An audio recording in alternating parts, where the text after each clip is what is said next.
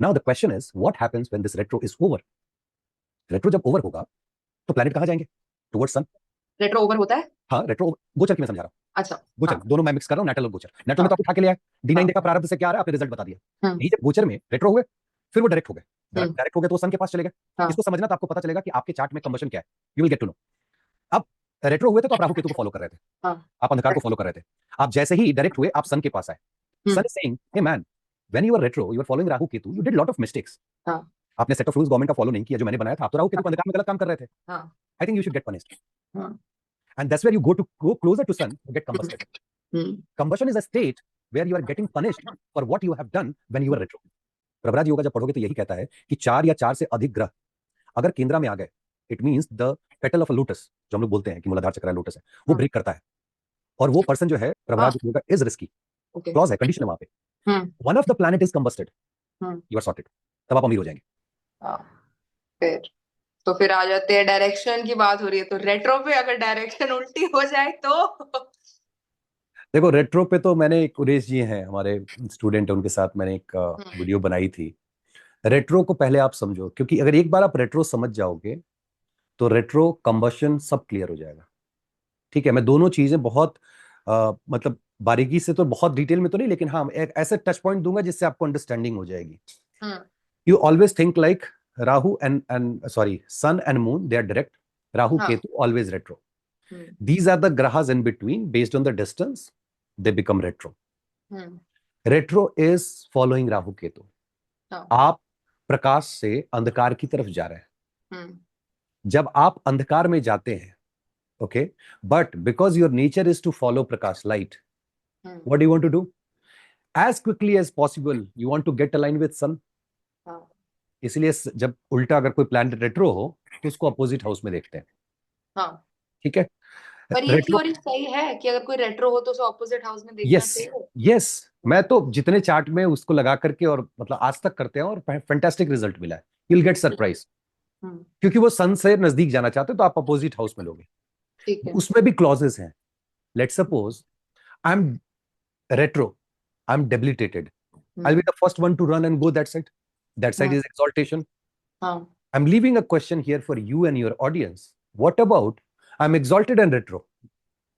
क्या मैं जाना चाहूंगा? मतलब ठीक कंफर्ट है, में अब हूँ। अब आपको समझना पड़ेगा who is that planet? Who is that planet? Because आप retro हो मतलब you are following Rahu Ketu. Hmm. Now, are you following Rahu? Are you following Ketu in this life? क्या आपका जो exaltation है वो भोगा के लिए है या मोक्षा के लिए है? Let's suppose a planet like Jupiter is retro hmm. and exalted. हम्म। तो क्वेश्चन उठेगा यार उधर जाके डेबिलिटेट होना चाहेगा क्या? But in your chart you see that Jupiter is following bhoga, Rahu, Jupiter will run away. But in your chart if Jupiter is following moksha, then hmm. Jupiter will say, okay, I don't want to go and get debilitated. I'm exalted here. That's okay. I'm following Rahu Ketu because through this I can get moksha because I am aligned with Ketu. There is a way to figure it out whether the grahas are aligned towards Rahu or towards Ketu, whether moksha or bhoga. तो ये concept हो गया, आप उल्टे घर में लेके आओगे। क्लॉजेस हैं, there are conditions, it's not black and white Yashvi. तो हाँ। सीधा ये उठाया इधर रख दिया नहीं होता है। यही सब सुन के लगता है कि जितना पढ़ो उतना कम है फिर। पढ़ते रहो, डेली पढ़ो, मजेदार टॉपिक है। आप एक एक व्यक्ति की एक एक, जिसको बोलते हैं दिन के एक एक पन्ने को आप निकाल करके सामने रख सकते हो कि this is what has happened, this is what is going on, this is what it will happen like in future. अब आपने रेट्रो उठा करके आप यहां ले आए। हम्म। जब प्लैनेट रेट्रो होता है तो हम लोग, रेट्रो का मतलब होता है पास्ट लाइफ, अंधेरा, क्योंकि राहु पास्ट लाइफ दिखाते हैं। Rahu is hmm. All about past life, correct. तो हम D9 में जाके उनका पोजीशन देखते हैं और देखते हैं कि पास्ट लाइफ में किसको इवैल्यूएट कर रहा है। हाल फिलहाल के वीडियोस आपने देखा होगा, तो मैंने जुपिटर में भी कहा था कि जुपिटर रेट्रो हुए तो D9 में उस समय वर्गो में थे, तो look at your Virgo placement and all that. Now the question is what happens when this retro is over. Retro जब ओवर होगा तो प्लैनेट कहां जाएंगे? टुवर्ड्स सन। रेट्रो ओवर होता है। हाँ, रेट्रो गोचर की मैं समझा रहा हूँ। अच्छा।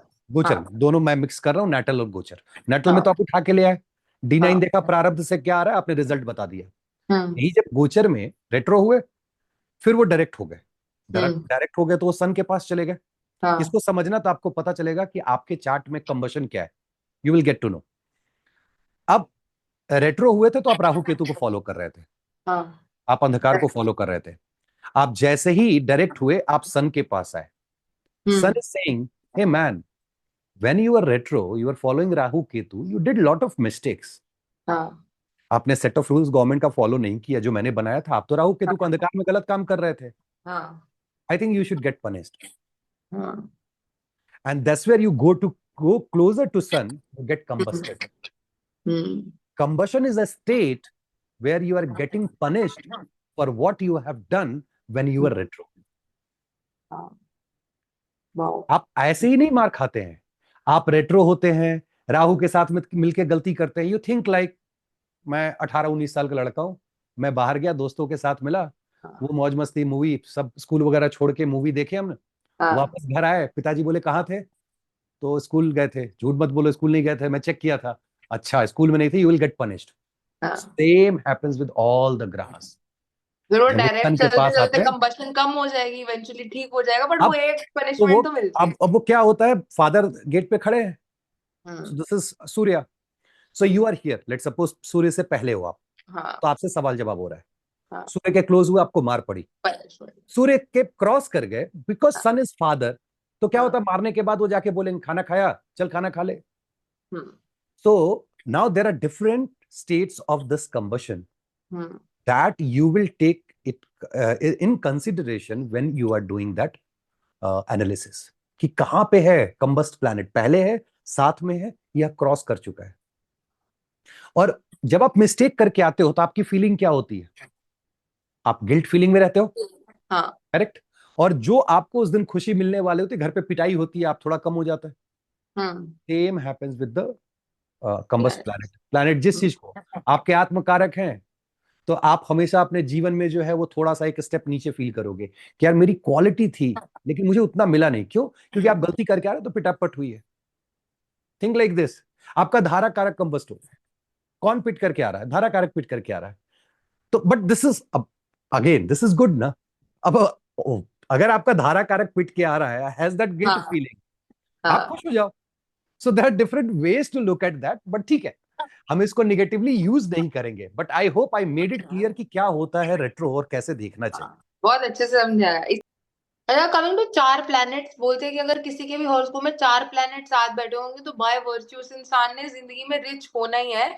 बट जिस हाउस में चार बैठे हैं वो हाउस जीरो हो जाता है। लाइक उस हाउस की एनर्जी लेके सारे प्लैनेट उसे सक्सेस दे देते हैं, बट वो हाउस उड़ जाता है। ऐसा होता है?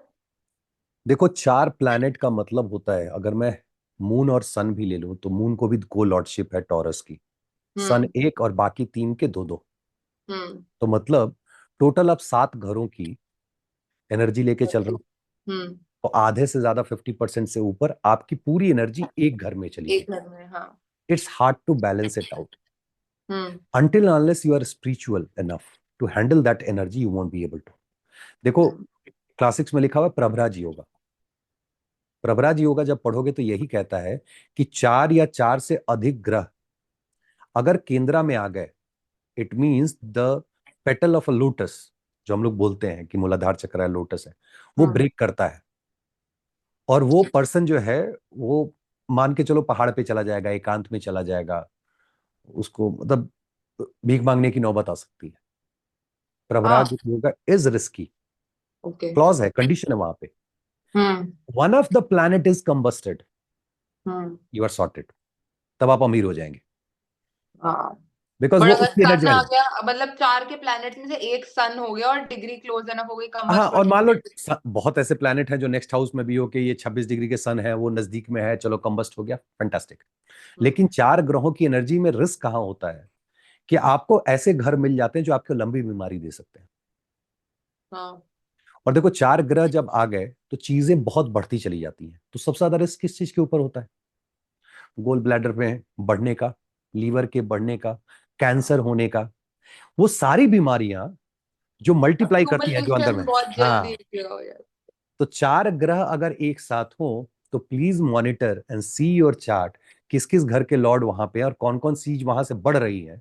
You have to very careful. मैंने देखा है 4 ग्रह 9th house person got cancer.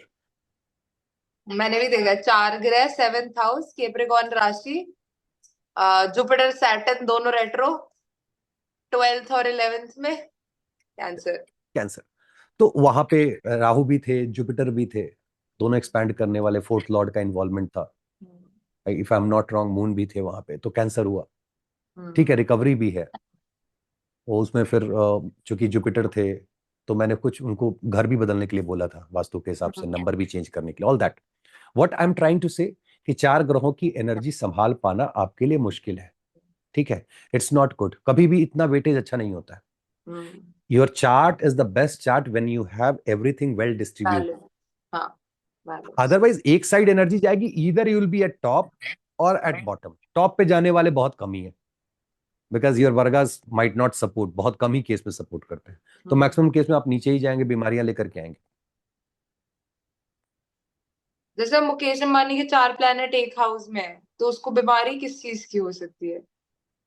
4 planet, अगर मैं गलत नहीं हूं तो वहां पे 4 प्लैनेट में मंगल एक्सचेंज में है, वीनस है, मरकरी है, सन है।